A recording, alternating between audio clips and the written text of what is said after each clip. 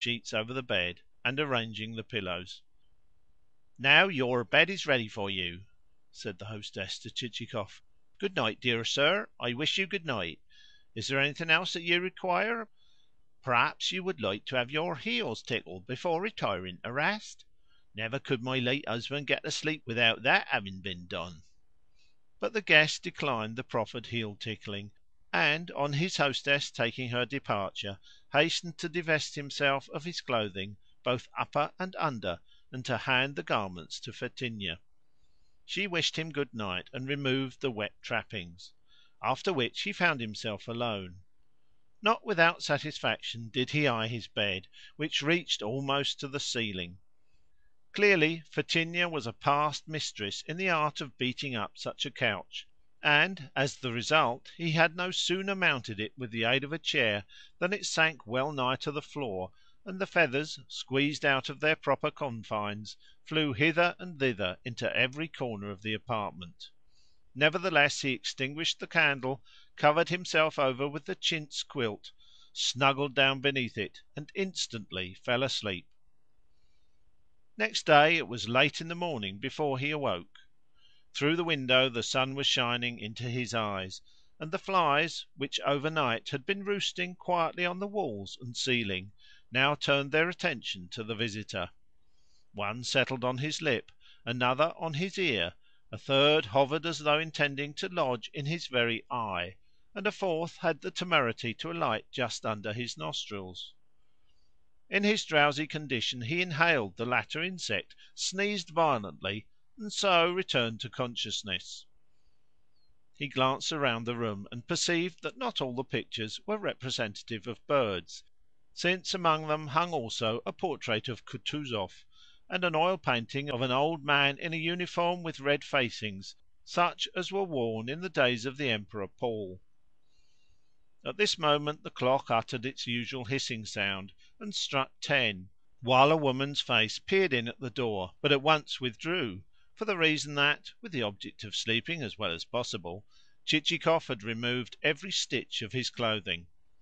Somehow the face seemed to him familiar, and he set himself to recall whose it could be.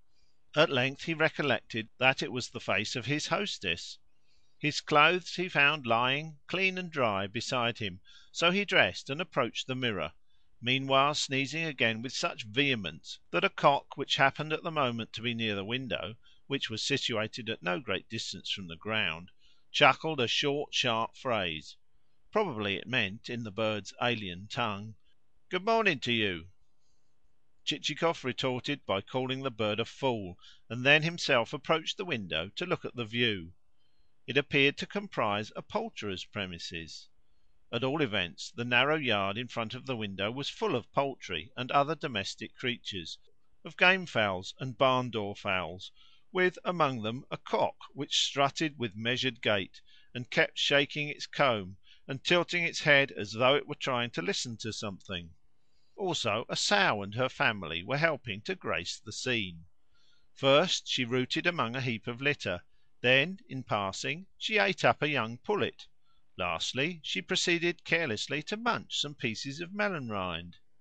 To this small yard or poultry run a length of planking served as a fence, while beyond it lay a kitchen garden containing cabbages, onions, potatoes, beetroots, and other household vegetables. Also the garden contained a few stray fruit trees that were covered with netting to protect them from the magpies and sparrows, flocks of which were even then wheeling and darting from one spot to another. For the same reason a number of scarecrows with outstretched arms stood reared on long poles, with, surmounting one of the figures, a cast off cap of the hostess's. Beyond the garden again there stood a number of peasants' huts. Though scattered, instead of being arranged in regular rows, these appeared to Chichikov's eye to comprise well to do inhabitants, since all the rotten planks in their roofing had been replaced with new ones, and none of their doors were askew, and such of their tilt sheds as faced him evinced evidence of a presence of a spare waggon, in some cases almost a new one. "This lady owns by no means a poor village," said Chichikov to himself. wherefore he decided then and there to have a talk with his hostess and to cultivate her closer acquaintance. Accordingly he peeped through the chink of the door whence her head had recently protruded, and seeing her seated at a tea table, entered and greeted her with a cheerful kindly smile. "Good morning, dear sir," she responded as she rose. "How have you slept?" She was dressed in better style than she had been on the previous evening. That is to say, she was now wearing a gown of some dark colour, and lacked her nightcap, and had swathed her neck in something stiff. "I have slept exceedingly well," replied Chichikov, seating himself upon a chair. "And how are you, good madam?" "But poorly, my dear sir." "And why so?" "Because I cannot sleep. A pain has taken me in my middle, and my legs, from the ankles upwards, are aching as though they were broken." "That will pass, that will pass, good mother. You must pay no attention to it." "God grant that it may pass. However, I've been rubbing myself with lard and turpentine." "What sort of tea will you take? In this jar I have some of the scented kind." "Excellent, good mother. Then I will take that." Probably the reader will have noticed that for all his expressions of solicitude Chichikov's tone towards his hostess partook of a freer, a more unceremonious nature than that which he had adopted towards Madam Manilov. And here I should like to assert that howsoever much, in certain respects, we Russians may be surpassed by foreigners, at least we surpass them in adroitness of manner. In fact, the various shades and subtleties of our social intercourse defy enumeration. A Frenchman or a German would be incapable of envisaging and understanding all its peculiarities and differences, for his tone in speaking to a millionaire differs but little from that which he employs towards a small tobacconist, and that in spite of the circumstance that he is accustomed to cringe before the former. With us, however, things are different.